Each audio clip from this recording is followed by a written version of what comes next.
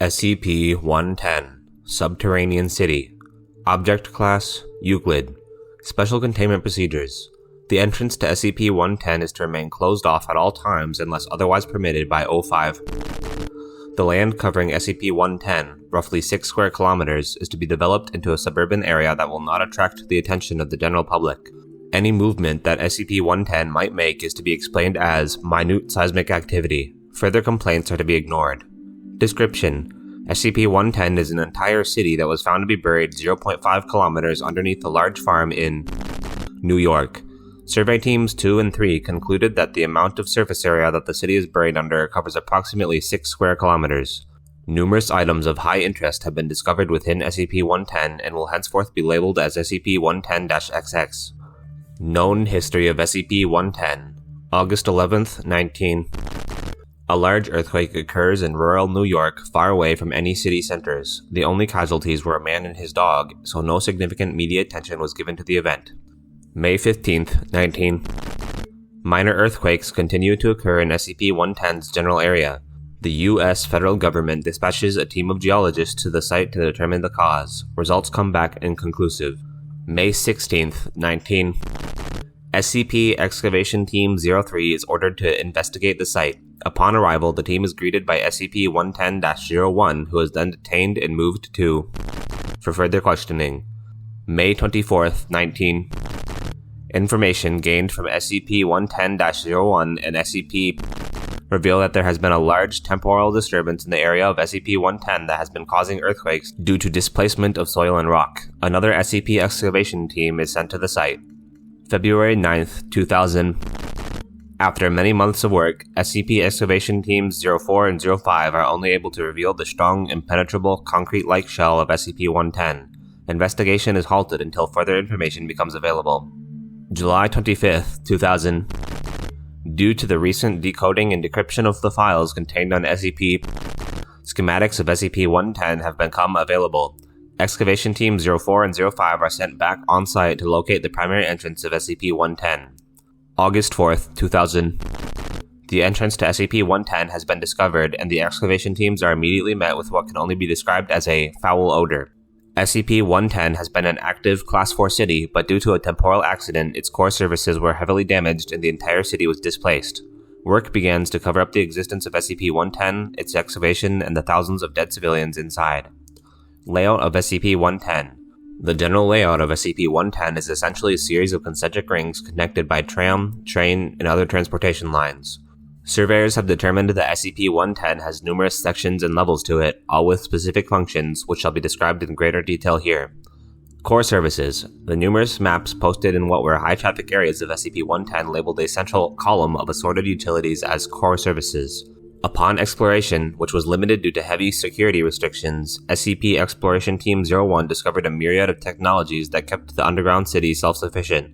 Among these technologies were a series of matter reconstitution chambers, a combination reactor that provided energy from both nuclear fusion and geothermal sources, an elaborate water recycling system, and a large waste reconstitution area. The core is surrounded by numerous elevators and emergency stairwells. Numerous areas of the core have been assigned to certain personnel for research. Atrium Colossi. This large, open, domed area surrounds the core and apparently once held vegetation. The dome itself was a massive display, its composition undetermined, which was used solely to depict the sky as an indication of time of day. Numerous tram lines span at least 3 stories of the atrium, all leading to and from the core. Personnel have described them as looking like spokes in a wheel. Upon discovery, the death toll per area was the highest in this area, suggesting it was a high-traffic part of the city. Commercial ring, a ring of what used to be small, independently owned shops and chains, surrounds the Atrium Colossi. It is unknown whether or not commercial products were manufactured within the city. However, due to the immense size of the core itself and the city's apparent self-reliance, it is highly likely that the core possesses a manufacturing area. Habitation Ring A. The styles of living spaces found in this area suggest that its inhabitants were the wealthiest of the city. Numerous documents found throughout the city seem to confirm this assumption as well. Habitation Ring B. This entire ring was inhabited by the middle-class citizens of SCP-110. The area is still being searched for items of interest. To date, SCPs have been recovered from here. Habitation Ring C. This ring was inhabited by the lower-class citizens of SCP-110. It was found in extremely poor condition and is currently being restored by SCP Maintenance Teams 1 through 12. It is speculated that due to its location furthest from the core, it suffered the most damage from the temporal disturbance. Damage to SCP-110 increases proportionately to the distance from the core. Atria Vegas. As so named by numerous maps, these atria were only slightly smaller in area than Atrium Colossi, and provided an estimated 80% of all foodstuffs to the population of SCP-110. These atria were once open-air spaces, and thus suffered a great deal of damage upon arrival at site, as it is estimated that SCP-110 was displaced at least 300 meters below its original position. Recovery of these atria is revealing advanced plant-growing technology that has useful applications. Atrium Animus. Atrium Animus was responsible for the remaining 20% of foodstuffs. This atrium has at least 20 stories that were once modeled after the natural environments of the animals that were raised there. Each level has a tightly controlled climate and was subdivided so that different species of animals had no contact with one another. Some of the genetic labs attached to the Atrium Animus were found intact and are currently being explored by personnel. Atria Recreus. These atria were used for the sole purpose of recreation. They are found between the different habitation rings and typically consist of parks, artificial bodies of water, shopping malls, and other types of civilian recreation. These atria have been suggested for use with SCPs that require an outdoor-like environment or a temperature and humidity-controlled environment. Conversion plans have been drawn up. SCP Research Ring. This city apparently had its outermost ring devoted to research of safe and Euclid-class SCPs, although no documentation within the city is able to confirm this ring's existence. This suggests that SCP-110 was not originally designed by the private sector, and rather was used as a cover for SCPs currently unknown. This ring is highly dangerous, as it has suffered the most damage out of all the sectors of SCP-110, thus potentially freeing some of the more dangerous SCPs.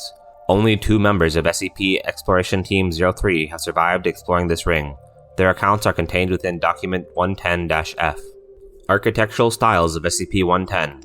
SCP-110 has been confirmed to be of human origin, and all materials used in its construction are terrestrial. The architectural styles of SCP-110 seem to vary depending on location. The main styles are listed below. Core Services, Utilitarian. Atrium Colossi, Greco-Roman Revival, applies to all atria. Commercial Ring, Postmodern. Habitation Ring A, Art Deco. Habitation Ring B, Expressionist. Habitation Ring C, Utilitarian. SCP Research Ring, 2 damaged to 2 determined. The different architectural styles of SCP-110 create a problem when attempting to ascertain the general area in which it was built. The earliest documents found claimed that the city was built in by the group. Document 001-A, The Last Note. To those who find this document, my name is Stephen Kulsnick. Rather, my name was Stephen Kulsnick. I will be dead by the time you read this. I was the chief engineer of this city, as well as the director of the program contained within the outer containment and habitation rings. Due to an accident with an entity known as the entire city of has been dislocated from its original area of. Nobody here knows where we are. From what I have been able to observe, the outer rings have sustained heavy damage, and their contents are threatening the inhabitants of the inner rings, though we are surely doomed anyways, as the core has sustained heavy damage. 3 of the main life-sustaining surfaces contained within the core are damaged beyond reasonable repair. Any attempts to repair them would take more time than we have left to live. Life support systems will go down soon. I would estimate that they have between 4 to 10 hours of function left. To whoever finds this, contain as best you can. Do not follow the same mistakes as their containment procedures had. If you do, you shall regret it. End document. List of notable SCPs found within SCP-110. Of particular note is a vivarium in the SCP Research Ring containing stable populations of SCP-392, SCP-5280, and SCP-4781, among other non-anomalous flora and fauna. Recovered documentation.